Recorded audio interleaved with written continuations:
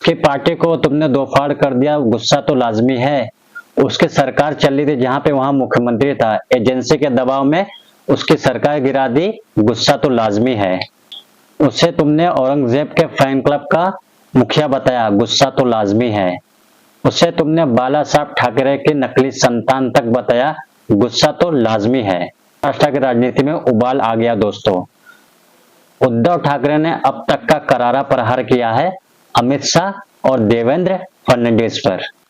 मिसाल के तौर पे दोस्तों आपको मैं बताना चाहूंगा वो 3 बातें उन्होंने क्या क्या कही है, एक एक करके मैं आपको बताना चाहूंगा आपके स्क्रीन पर। पहली बात दोस्तों, अमित शाह को अहमद शाह अब्दाली बताया है। अब्दाली को कहना चाहता हूं, इस विधानसभा चुनाव के बाद अब्दाली तुम्हारे शरीर पर इतने जख्म के निशान होंगे कि और जख्म के लिए जगह नहीं बचेंगी। नवाज शरीफ का केक खाने वाले हमें हिंदुत्व सिखाएंगे। मुस्लिम लीग के साथ बंगाल में सत्ता बनाने वाले श्यामा प्रसाद मुखर्जी हैं। इस हमले के मायने को समझिए आप। उद्धव ठाकरे ना तो सिर्फ अमित शाह, ना तो सिर्फ देवेंद्र फडणवीस, बल्कि उद्धव ठाकरे भारतीय जनता पार्टी की बुनियादों पर निशाना लगा रहे दोस्तों। श्यामा प्रसाद मुखर्जी ने बंगाल और सिंध में मुस्लिम लीग के साथ सरकार बनाई थी। जी हाँ, आपको समझना पड़ेगा इस हमले का मर्म। श्यामा प्रसाद मुखर्जी न सिर्फ इस 2 राज्यों में सरकार बनाई थी मोहम्मद अली जिन्ना के साथ, बल्कि श्यामा प्रसाद मुखर्जी ने भारत छोड़ो आंदोलन का विरोध किया था, बिल्कुल मोहम्मद अली जिन्ना की तरह। फिर दोस्तों उनका असली गुस्सा सामने आता है देवेंद्र फडणवीस पर। उसने यानी देवेंद्र फडणवीस कहा कि मेरे आड़े मत आओ, अरे तेरी हैसियत ही नहीं है, खटमल को अंगूठे में से कुचला जाता है। दोस्तों मैं आपको सुनाना चाहता हूँ वो शब्द जिसने उद्धव ठाकरे की सेना के काडर में ऊर्जा भर दी है। मराठी में दोस्तों, बट उसका जो हिंदी अनुवाद है वो मैं आपको लगातार नीचे दिखाता रहूंगा, तो सुनिए। मैं आपको पहले उसका हिंदी अनुवाद बताऊंगा, फिर वो मराठी में क्या कहते हैं वो भी आप देखिए वीडियो में। कहते हैं थोड़ी होशियारी होती तो वापस महाराष्ट्र नहीं आते, यहाँ आते हैं देखने के लिए किसको कितनी लगी है ना। कौन आया था? अहमद शाह अब्दाली का राजकीय वारिस अमित शाह। हाँ, अहमद शाह या भी शाह है, वह अहमद शाह था या अमित शाह है। हमें हिंदुत्व सिखाएंगे जो नवाज शरीफ का केक खाने जाते थे। सुनिए उद्धव ठाकरे ने किस तरह से हमला बोला है। नको रे बाबा, बोटावरती निभावलंय, त्यातनं काही शहाणपण यांनी घेतला असता तरी परत आले नसते। पण परत आले कशासाठी आले? महाराष्ट्राने जे फटके दिले त्याचे वळ कोणाकोणाच्या अंगावर कुठे कुठे कसे उठले ते वळ बघायला आले होते। अरे तुझ्या कुठे उठला, माझ्या कुठे उठला? आणि त्यांचे मोरके कोण कोण आले होते? अहमद शाह अब्दालीचा राजकीय वंशज अमित शहा।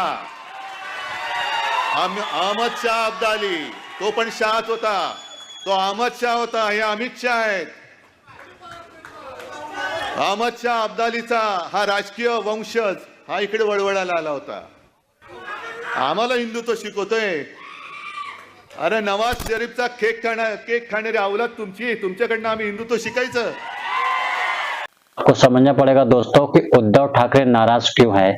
आपको याद होगा लोकसभा चुनाव में कभी नकली संतान, कभी नकली शिवसेना, और सबसे ज्यादा जो प्रहार किया जा रहा था वो उद्धव ठाकरे पर। फिर दोस्तों बारी आती उनके बेटे आदित्य ठाकरे की। याद कीजिए दोस्तों, अनिल देशमुख जो एक वीडियो में बोला था कि उनके ऊपर देवेंद्र फडणवीस ने दबाव बनाया था, उद्धव ठाकरे को 300 करोड़ के मामले में फंसाओ और आदित्य ठाकरे पर ये आरोप लगाओ कि उन्होंने दिशा सालियान का बलात्कार और उनकी हत्या कर दी थी। इस तरह से दोस्तों ठाकरे खानदान का वजूद खत्म करना चाहती थी बीजेपी।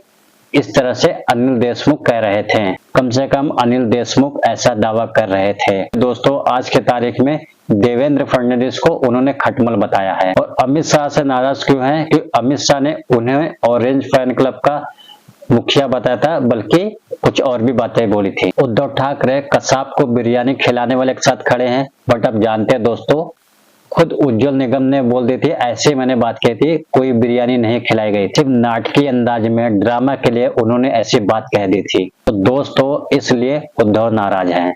तो याद कीजिएगा दोस्तों किस तरह दोस्तों अमित शाह ने वो झूठ कहा था और औरंगजेब के फैन क्लब का प्रमुख बताया था। औरंगजेब फैन क्लब कौन है? ठीक है, अघाड़ी वाले हैं, और उसका नेता कौन है? श्रीमान उद्धव ठाकरे औरंगजेब फैन क्लब के नेता बने।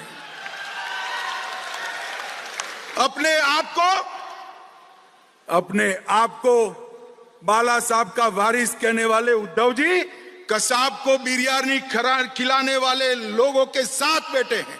उद्धव जी याकूब को छोड़ने की गुहार लगाने वाले के साथ आप बैठे हो। जाकिर नाइक को मैसेंजर ऑफ पीस बनाने वालों की गोदी में उद्धव जी आप बैठे हो। वो यानी उद्धव ठाकरे अपने कार्डर में ऊर्जा भर रहे हैं, यानी कि वो बोल रहे अपने हाथ में मसाल लो, भारतीय जनता पार्टी को दफन कर दो। मसाल यानी चुनाव चिन्ह। लोकसभा चुनाव में उन्हें 9 सीटें मिली थी और एकनाथ शिंदे को 7 सीटें। बताया जा रहा है दोस्तों, जो शिवसेना का कार्डर है महाराष्ट्र में वो बुरी तरीके से बढ़ गया। दोस्तों चुनावी परिणाम इस बात को साबित कर रहे हैं। दोस्तों चुनाव चिन्ह को लेकर लगातार लोगों में असमंजस है, इसलिए दोस्तों उद्धव ठाकरे बोल रहे हाथ में मसाल लो। मसाल पर खास तौर से जोर है। और देखिए दोस्तों इस वीडियो में किस तरह से भाजपा को दफन करने की बात कर रहे हैं।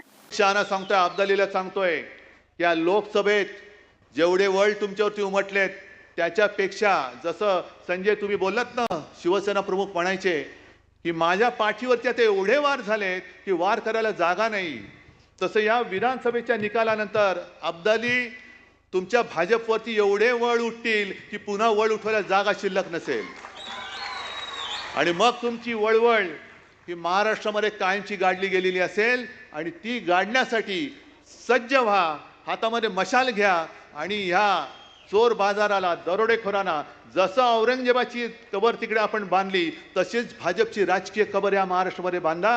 जय हिंद, जय महाराष्ट्र। ऐसे उद्धव ठाकरे अमित शाह को चुनौती देते हैं और बोलते हैं दूसरों का घर जल रहा तुम्हारे हिसाब से हिंदुत्व होगा। बोलते हैं मेरे हिंदुत्व और तुम्हारे हिंदुत्व में एक बुनियादी फर्क है, और वो फर्क कैसे बताते हैं यहाँ पे सुनते हैं दोस्तों। मराठी माणसाची सूरज एक एकजूट आहे, हिंदूंची एकजूट आहे। जातीपाती धर्म भांडणं लावायची, समाजात भांडणं लावायची, आणि स्वतःची घरं ही चांगली सजवायची, दुसऱ्यांची घरं जाळायची, त्यांच्या होळ्या पेटवायच्या आणि तुमच्या पोळ्या भाजायच्या। हे हिंदुत्व आमचं छत्रपती शिवाजी महाराजांनी आम्हाला नाही शिकवलं, हे अब्दाली हे तुमच्या औरंगजेबाने तुम्हाला शिकवलेलं हिंदुत्व असेल कदाचित, ज्याला आम्ही हिंदुत्व मानत नाही। यकीनन दोस्तों महाराष्ट्र के सियासत में उबाल आ गया है।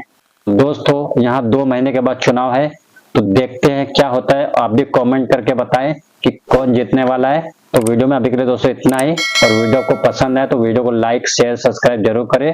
थैंक यू सो मच दोस्तों, जय हिंद।